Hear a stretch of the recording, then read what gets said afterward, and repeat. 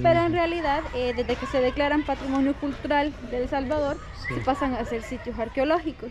Por ejemplo, pues acá tenemos sitio arqueológico Tazumal. Tazumal. También acá, Wow. pues aquí ustedes están viendo, por decirles así, la parte más moderna de las civilizaciones antiguas.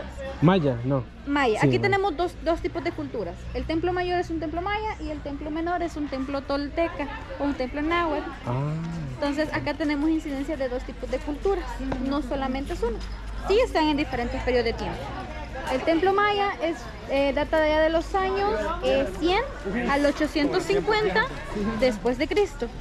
Y el templo tolteca data de los años 900 al 1200 después de Cristo. Son diferentes periodos de tiempo. Vamos a comenzar hablando un poquito del templo maya y de ahí nos vamos a ir moviendo alrededor del parque para que entiendan que por qué el parque en realidad es como una línea de tiempo. claro. Ujú. El templo maya es un templo ceremonial, que quiere decir que solamente era utilizado para ceremonias. Ellos no vivían en esta parte de acá, sino que vivían en los alrededores. No es como en Joya de Serén. En Joya de Serén, si ustedes van a ver que son capaces de ver las casas, porque allá sí habían templos, pero no eran templos estrictamente ceremoniales, sino que ellos tenían permitido vivir a la par. En cambio acá no, acá solamente hacían las ceremonias. Las ceremonias. Este es un templo vivo. Todo alrededor, ajá. Sí, este es un templo vivo. ¿Por qué? Porque todavía se utiliza para ceremonias. Todavía es utilizado para ceremonias porque pueblos indígenas de acá de El Salvador, incluso de Guatemala, vienen acá a hacer ceremonias. Oh, wow. Ya nos vamos a acercar para que vean el altar que se utiliza para las ceremonias. Claro. ¿Qué tiene una pregunta? ¿Qué tiene Diga. que ver los mayas con los Los toltecas. aztecas? Realmente se entiende que los toltecas muy posiblemente son los hijos de los mayas que emigran, porque los mayas emigran en 2 ocasiones. Entonces, si gustan, nos movemos para casi toda la sombra, Ok. Claro para que sí. darle espacio a la escuela también. Ahí está. No, maje con el mío, maje. Espérate.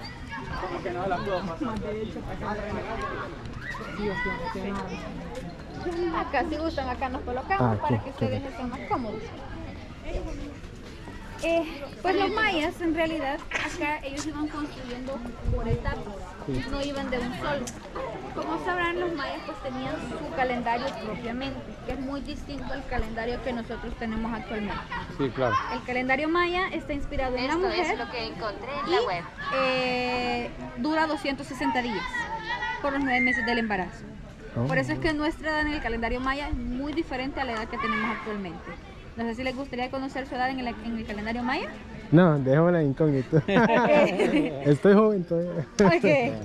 Entonces, pues ellos tenían gobernantes. Tenían gobernantes que era como una especie de rey para ellos, pero lo tomaban como gobernante nada más.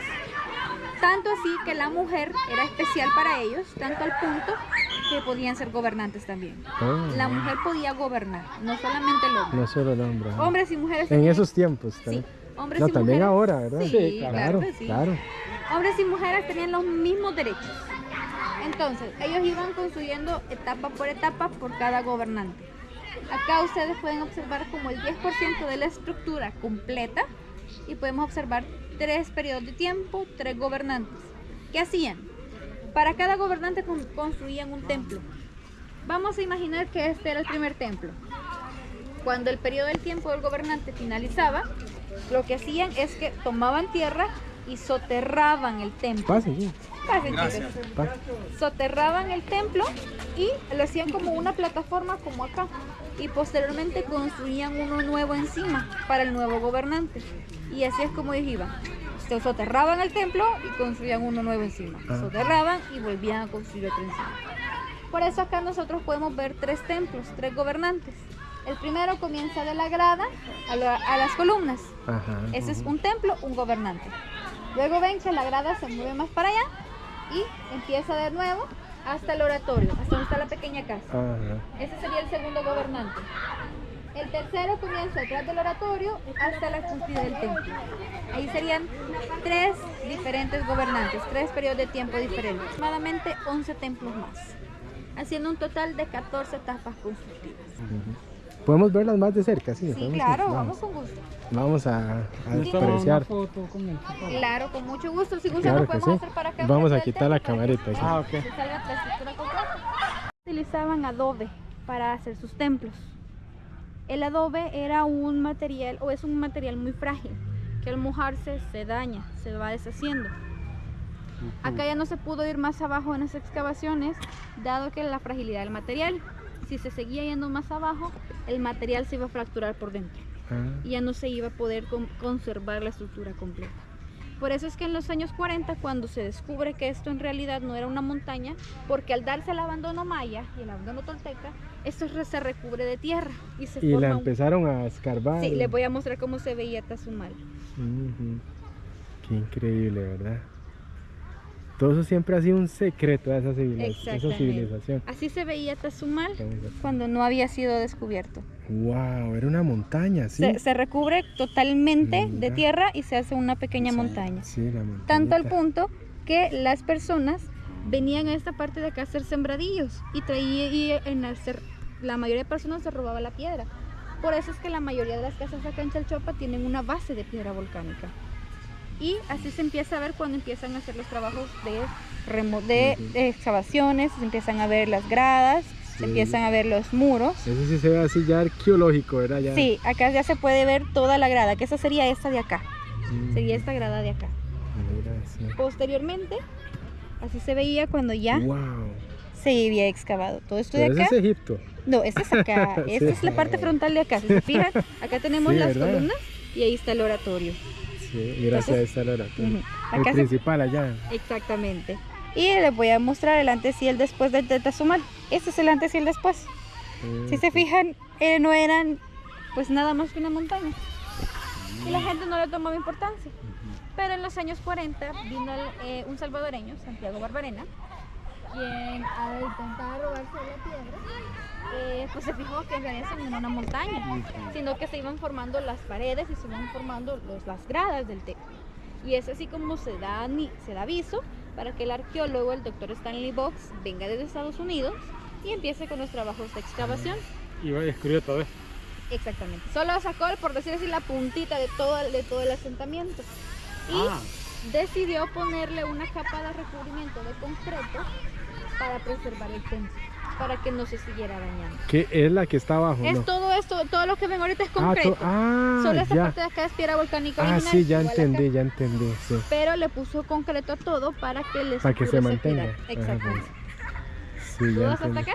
No, excelente. Está acá les muestro el altar. Como les mencionaba, es un templo vivo. ¿Qué quiere decir? Todavía se utiliza para ceremonias. Los pueblos indígenas que todavía están en El Salvador vienen a hacer sus ceremonias. Aquí tuvimos una ceremonia hace 2 semanas, que fue una ceremonia como de agradecimiento. En el centro se coloca el fuego ceremonial, con lo que se da inicio a las ceremonias. Alrededor se van colocando ofrendas. Se coloca tabaco, incienso, chocolate, café, diferentes cosas que ellos ofrecen con pots de flores. Por eso es que logran ver que pues acá ya están marchitas, porque se decoró con diferentes. Acá habían, por ejemplo, habían rosas, habían tulipanes, habían diferentes tipos de flores. Sí, se ve todavía. ¿Y qué se hace? Pues ellos caminan alrededor y la ceremonia se realiza bajo sol. ¿Bajo sol? Cada ceremonia se hace bajo sol.